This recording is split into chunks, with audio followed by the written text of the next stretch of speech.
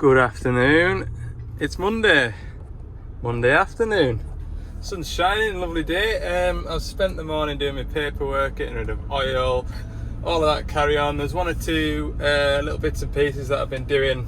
The warranty man up at HQ was wanting some parts stripping down for further evidence to send to Doosan, because it's funny that they didn't like you stripping stuff down and taking pictures of it when it's like an internal fault, because it voids the warranty, and then they want stuff stripped down. So that's what I've been doing. What else am I doing? I am now heading just local, little 140, just to do a service. I don't know whether it's a big service or a little service. I've got that to do this afternoon. Don't know whether this will turn into a short video for a Tuesday release, or whether I'll amalgamate it into tomorrow's work. I've got a big ride out tomorrow and a big day. More servicing though, shovels. But it's a nice ride out, and it's somewhere that I've never been before, so you'll be seeing it all for the first time, just like me. Okay, I'm just going to nip and see my parts when he's back from his lunch break, so I'll just go and have a quick word with him, and then we'll get on down the road. Right then, sports fans, here it is. A very low hour 140 that. Just over 5,000 hours, but it's, how old will that be now? Oh, I can't remember. At least 8-year-old now, I would say. I'll have a look. Right, it's a 1,000-hour service going by the filter clock. It's a 2016. 2016, less than 5,000 hours.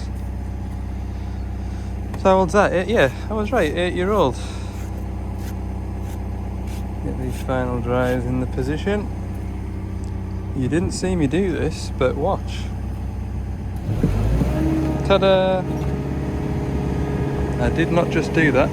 So I'm getting the last cut of grass before winter sets in. I asked the fella, what's this all about? He says, just over the last few weeks it's been leaking a lot of diesel, so if we hang that up there it doesn't leak diesel out of the tank. So, found one of them on the van. We'll pop that on for them. Oh no, too good to these people. Right, well, I've all the filters in here done. Look at this. Immaculate. Just how we like it. I remember this had a bit of bother a while ago now. Kept flashing up that it had water and fuel in the tank, but it didn't. I think I ended up putting a new sensor on it and it was fine ever since. Right. You can tell I've got no notion at all.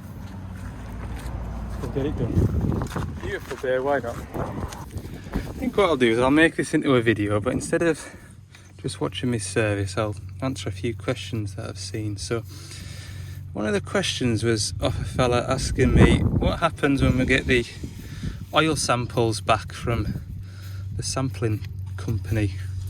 So that goes on record against the machine, and if there's any abnormalities found, then we get notified and we take appropriate action. Now, so far I haven't had anything.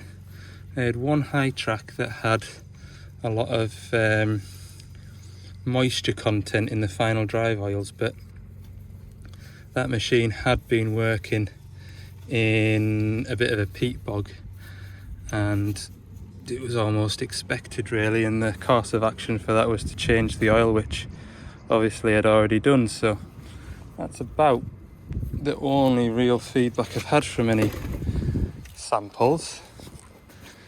So hopefully you find that interesting. I should really, it doesn't really, the information doesn't go to me, it goes to my service manager, and then he lets me know if there is anything that comes up. So I should get a copy of one of the sample reports and do like a follow-up.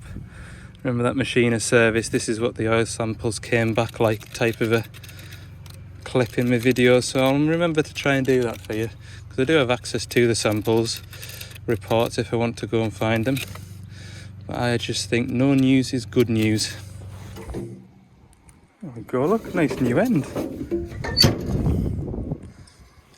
Bin, bin, bin. God, I don't know why, but I forget how low a 14 tonner is. Anyway, get that engine oil out. So just in sort of response to a few of your comments on that DL420 that blew the fuse, and I'm well aware obviously that fuses blow for a reason. There'll be something somewhere that'll be causing that fuse to blow. What that is, I didn't find out, did I? To the best of my knowledge, it's still going today. It'll have only really, well, it didn't really have an afternoon's work on Friday because it was getting some welding done on the bucket. So I'd imagine it's back to work today. That machine loads the wash plant where it washes the sand. The other shovels on site I don't think are fit for doing the job, so they were kind of desperate to have that machine in the workshop to get their welding and bits done. And obviously that fuse wasn't blowing again, so it makes it very difficult to try and find a wire that's rubbed somewhere or a component that's failed when everything is working as it should. So yeah, that's one of those jobs where we'll put it back to work and hopefully the fault will develop and we'll have more of a chance of finding something rather than spending all day ripping the cab out. Or it could have been in the machine loom, could have been anywhere that cause of that fuse blowing.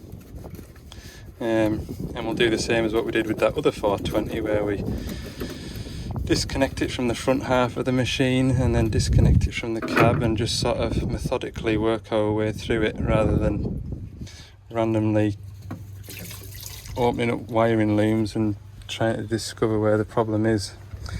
I am aware we'll be back to it, but when we do go back to it, we might have more of a chance and it might be time better spent when the sort of fault is present. I'm sure you'll all understand. And that's not a kind of I know better than you, it's just a kind of me saying I know I'll be back at that machine and I know you lot know that I'll be back at that machine type of an answer. Talking of wiring, and do you remember that wiring schematic that wasn't correct? I think that's the first or maybe second time that I've ever came across an issue with the literature. The first time it was a 140 like this and the wiring out the ECU wasn't correct.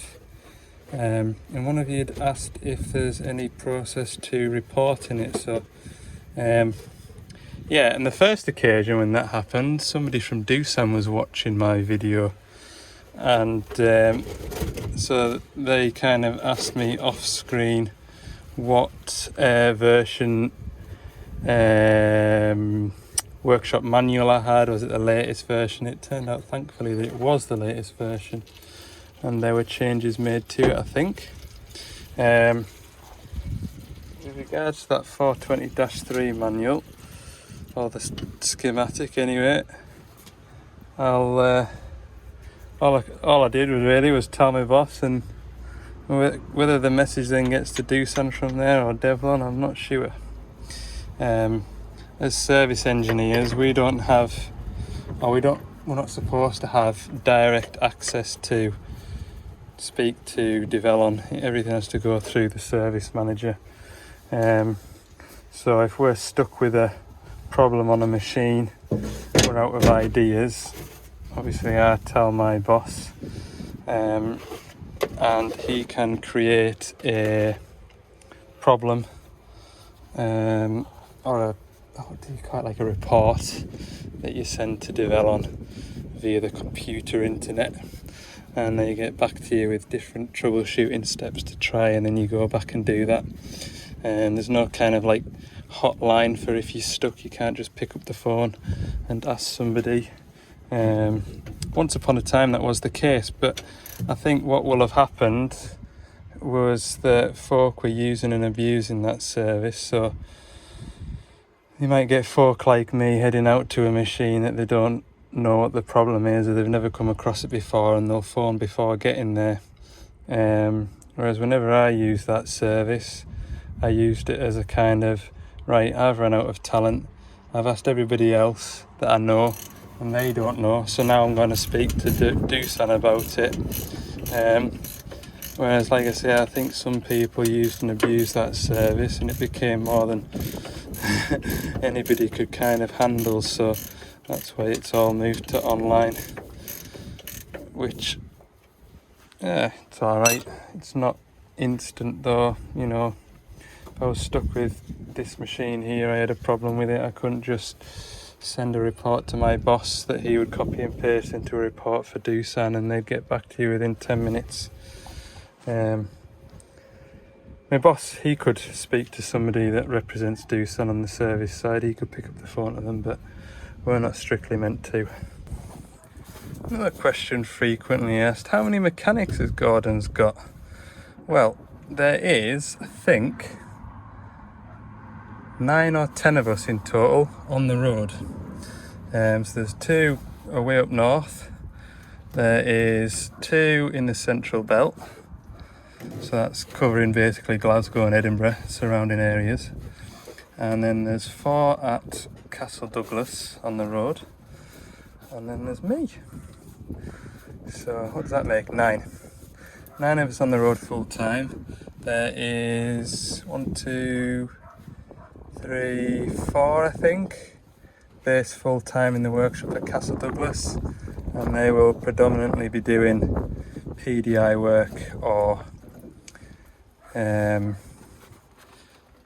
modifications, second-hand machine repairs, that sort of thing, so it's mainly internal work. So yeah, that's how many of us there are out and about. For any of you that sort of didn't know, I'm based out of Carlisle. I look after Cumbria and the borders, and all the work that you see me do, 85-90% of that work is work that's coming through my works phone to me direct. It's not that often I get work sent through from HQ, unless it's one of their customers working in my area and they're short of people to get to the machine, which I quite like looking after my own machine, if that makes sense, because you know the machine, you know the customer, you know what they have and haven't had, and I think try and work it that way just so there's a bit of continuity,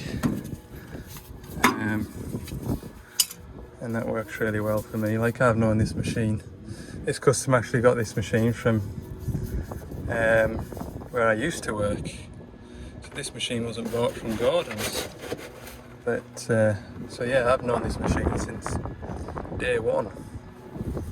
I know exactly what it's had and what it hasn't had, and thinking about it, it's been pretty well behaved. There was a time when it sat for a bit, not doing an awful lot, and it had a bit of a AdBlue problem, but that's all well behind itself now in the past. Well, that's something else that's reminded me. Down there's a tap that is directly attached to the bottom of the tank. It's a random bolt, and that tap comes out of here, and that is how you drain water out of the tank. Now, I can't imagine we'll see any water. Nope. And that's why I don't ever drain the tank off unless the machine has been sat and I turn up to it. If I remember, I'll do it. Some machines don't have that tap anymore, or they didn't have to begin with. But yeah, some people, there was a question asking if I ever drain the water off the tank when I'm servicing. Generally not, because this machine's been working all day. All the water that's in the fuel is all stirred up in among it.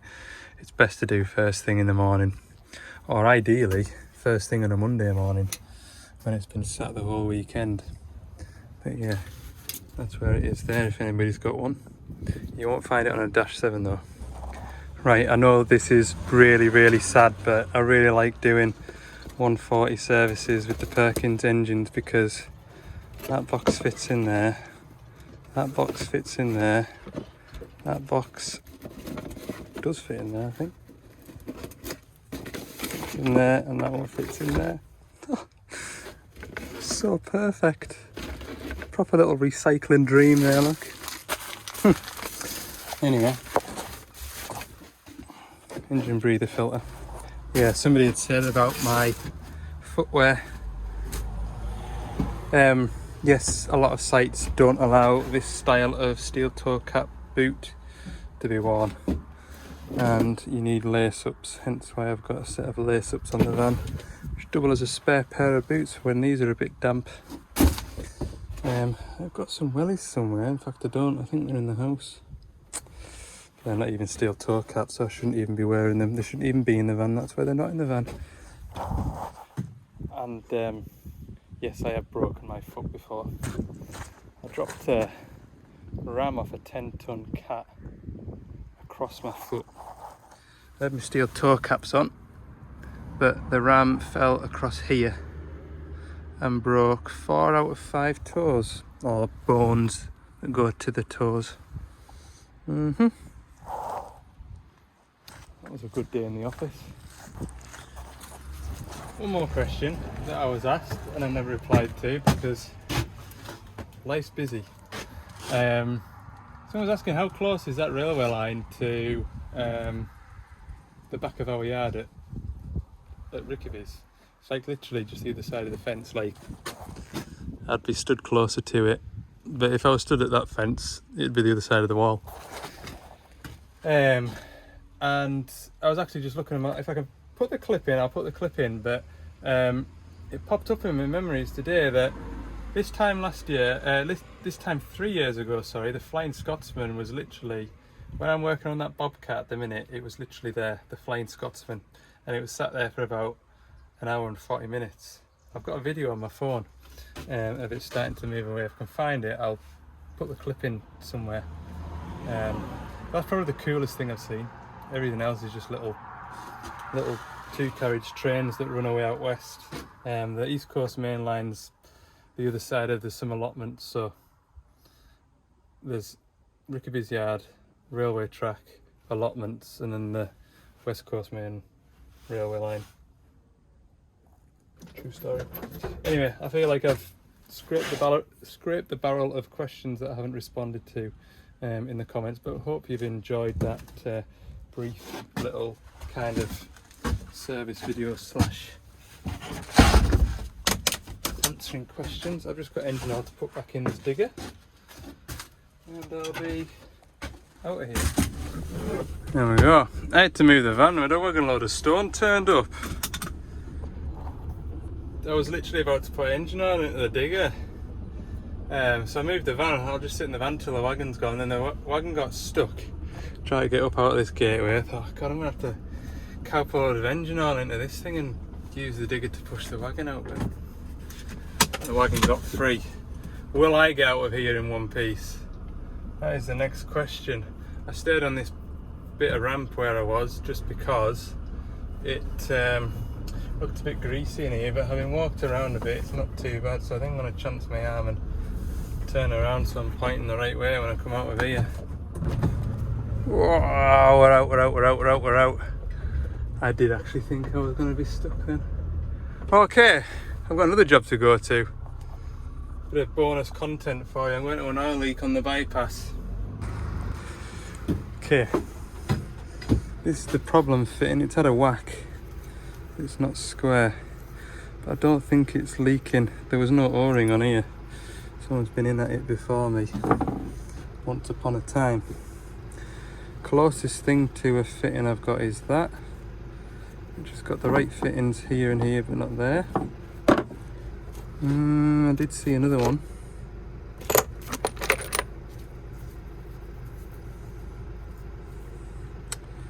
Don't think I can make that work.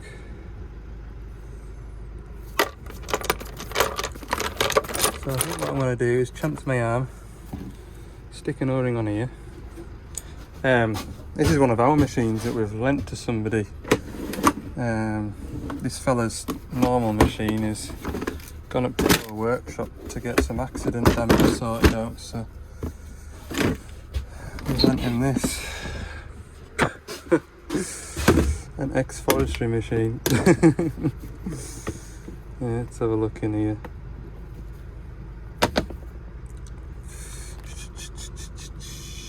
Probably one of them, maybe. Maybe.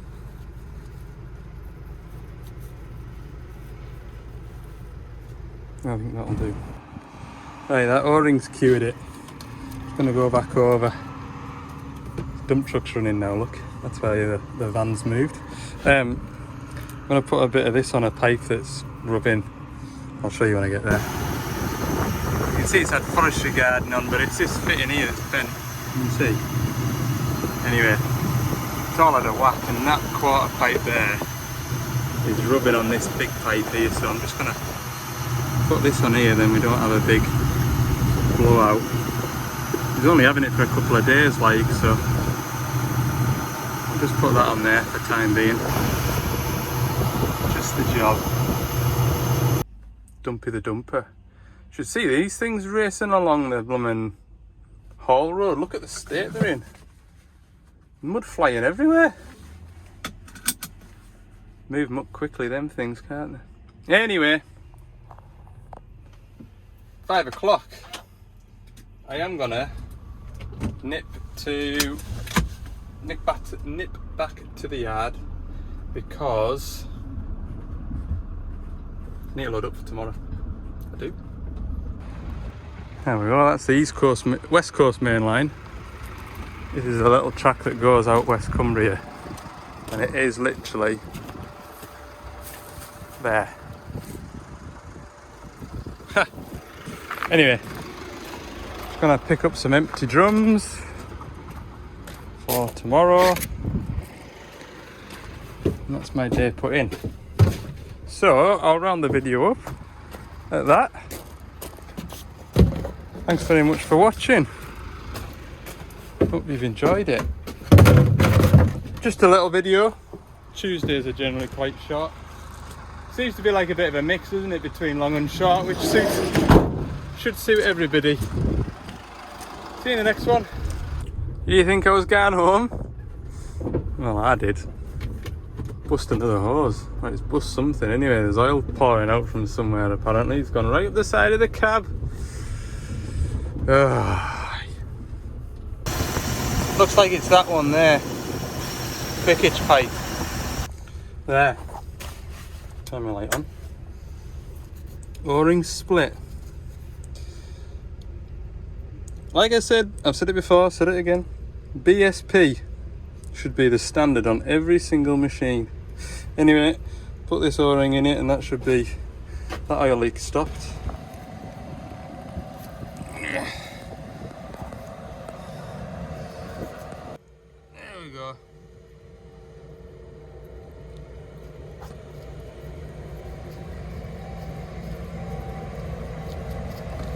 What a mess. Better check the hydraulic oil level after this. Open the door.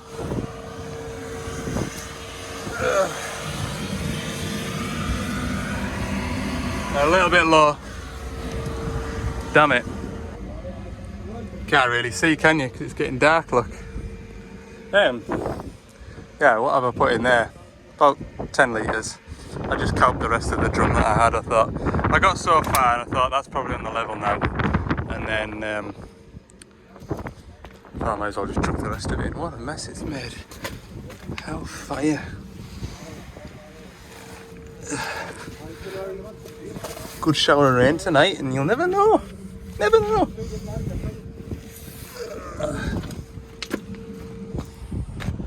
Looks like a good shower of rain might be coming very soon. There we go. All done. Thank goodness. I was saying to him, just have to treat it gently tomorrow. Got a big ride out tomorrow, like. I'll not be anywhere handy. I'll be at least 2 or 3, yeah, probably 3 hours away at the worst point tomorrow. Anyway, Have I got my handbrake on? No, it's just soft stone. Right, thanks for watching. See you in the next one.